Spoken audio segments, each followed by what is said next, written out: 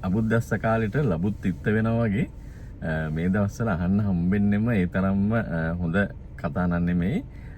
ඔගොල්ලෝ සමහරට දැනටමත් දන්නවා ඇති මේ දවස්වල ලංකා පුරාම ඩෙන්ගු රෝගය ඉතාම දරුණු විදිහට ව්‍යාප්ත වෙලා තියෙනවා.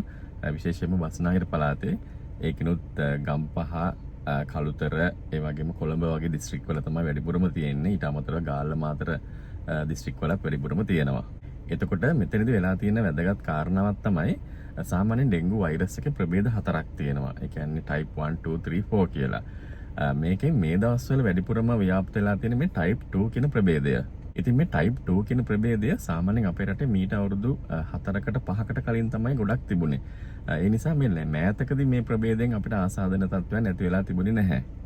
ඒ නිසා මේ type 2 කියන ආකාරයට අපේ රටේ බොහෝ දෙනෙකුට ඒ සඳහා තියෙන ප්‍රතිශක්තියම නැත්නම් ඉම්යුනිටි එක නැහැ. ඒ නිසා තමයි මේ දවස්වල මේක ගොඩක් ශීඝ්‍රයෙන් පැතිරලා යන්නේ. මොකද ගොඩ දෙනෙකුට මෙන්න මේ වෛරස් එකට තියෙන ප්‍රතිදේහය අපේ ඇඟේ නැති නිසා. ඉතින් ඒ වගේම තමයි ගොඩක් වෙලාවට අපි සාමාන්‍යයෙන් ඩෙන්ගු හැදුනහම ඇතින රෝග ලක්ෂණ වලත් යම්කිසි වෙනසක් තියෙනවා කියලා තමයි කියන්නේ.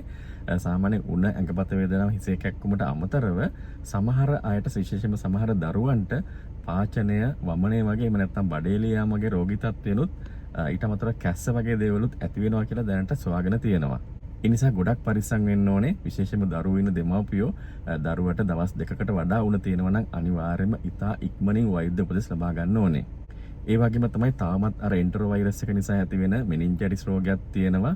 ඒ නිසා ඒකෙන් පරිස්සම් වෙන යන්නේන තැන් ගැන පරිස්සම් වෙන කන බොන කෑම ගැන පරිස්සම් වෙන. ඒ වගේම ඔයගේ ගේ අවට පරිසරය ගැන ටිකක් වෙනදට වඩා උනන්දුවෙන් හිතන්න. පොඩ්ඩක් පිරිසිදු කරගන්න.